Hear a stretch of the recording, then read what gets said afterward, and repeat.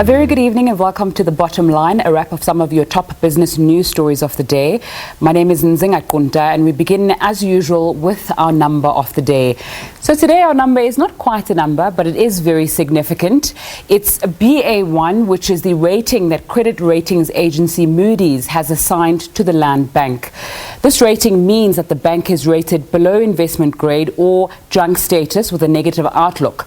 One of the reasons behind the downgrade, according to Moody's, is, and I quote, ongoing fiscal challenges suggest that the South African government will be more selective in dispersing financial support to state-owned enterprises.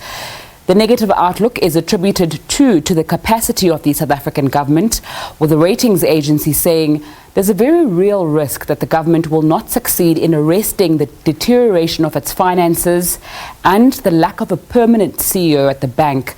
So that downgrade from Moody's for the Land Bank comes amid very real fears that South Africa will be downgraded to junk by the same ratings agency in March. Moody's is the only ratings agency that has South Africa on investment grade at the moment. And if we get downgraded, it will mean our removal from the World Government Bond Index, outflows of billions of rands. It also means that the government will have to spend more servicing debts, and consumers like us will feel the brunt of more expensive interest rates, less access to credit, and a higher cost of living as the rand will surely depreciate. So let's get more on that story of the downgrade of the Land Bank. I'm now joined by the acting CEO of Land Bank, Sydney Soundy, from our Pretoria studios. Very good evening to you. Thanks so much for your time on SABC News this evening. Good evening, Zinga. Take us through your reaction to that downgrade by Moody's.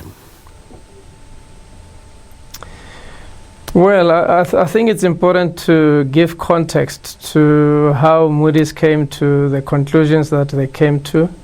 I heard you giving the introduction, and as far as support from the shareholder, which is the state. But in essence, this deals with the credit rating of the organization. And what has affected the fundamentals in as far as the credit strength of the organization is concerned relates to external factors, in particular the climate change issues that affected the economy in the agricultural sector in the form of persistent drought. So that in itself provides for organizations like ourselves who operate purely in the agricultural sector in as far as our financing is concerned, challenges with customers that are unable to repay their loans due to the effects of drought. Mm-hmm. So that then leads to what is called non-performing loans, your viewers would know, which becomes fairly significant in the assessment of the risk rating for the bank. I understand that. When I was reading the Moody's report earlier, they did speak about those external factors. They spoke about drought and disease. But one of the other reasons that they gave is actually the position of the CEO, saying because there has been no one permanent appointed at the Land Bank, that's also one of the reasons that were factored in when the bank was being downgraded. So speak to us about your position and perhaps the more permanent CEO. What's happening with that? Okay, so I've been with the bank now for just over 4 years with experience extensively in the financial services sector.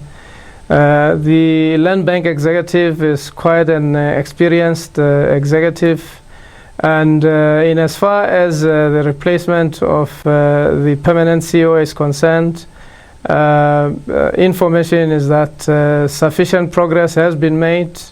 That a recommendation has been presented to our shareholder, the Minister of Finance, and that consideration is being made to consider the approval or otherwise of that recommendation.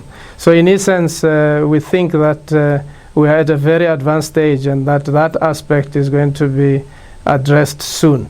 But the point that I was mentioning in regard to the external factors is indeed associated with this question that you raised. to the effect that in terms of the fundamentals of managing the business, the bank is appropriately managed, the fundamentals are correct, but the external factors are the ones that led to the financial performance challenges that Moody's have identified. And indeed, your point is correct that leadership is an important part of steering an organization successfully. And we're comfortable that, as I've indicated, that soon the permanency of the leadership is going to be confirmed. Okay, so talk to us about then how this downgrade affects, if in any way, the way that the bank operates and lends in particular. So let me take you to, and I know it will sound very basic, but take you to the business model of the bank. We are a state-owned entity. We, however, raise our funding from the capital markets, from institutional investors, including multilaterals. So our business is largely dependent on external investors into the bank and not necessarily the shareholder. Indeed, the shareholder provides support in the form of some capital, but also in instances where we require sufficient coverage in the form of guarantees. Those kinds of supports are provided by the shareholder. So to the effect that our business model is highly dependent on private sector money in the form of investments by these investors, it means then that when you are downgraded, notched down as we have been downgraded, the possibilities of raising funds at the same level of pricing diminishes, which means that the potential is there that as we roll over some of these facilities, that the repricing might take course, and therefore that we might find ourselves with an even more expensive funding structure for the bank. What that means then is that the organization needs to review its pricing strategy, and that the cost of funding would need to be passed on to consumers. So potentially this will lead to expensive pricing on the basis of cost of funding having been increased. So very briefly, as we wrap up, talk to us about how one of your mandates is to facilitate funding for historically disadvantaged people, for access into the agriculture space. How is that going to be affected by this downgrade? Well, in the same way as I have just indicated, it means that the bank will have to tighten its belts quite significantly.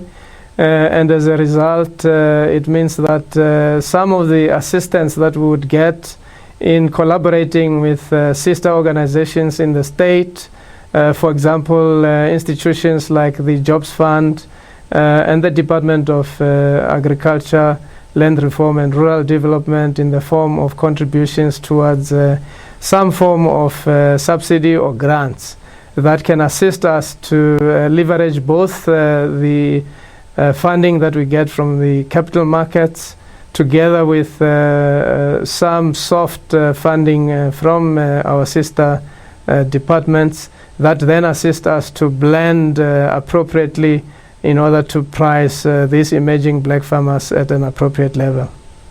Acting CEO of the Land Bank Sydney Soundy joining me from our Pretoria studios there. Thanks so much for your time on SABC News this evening. So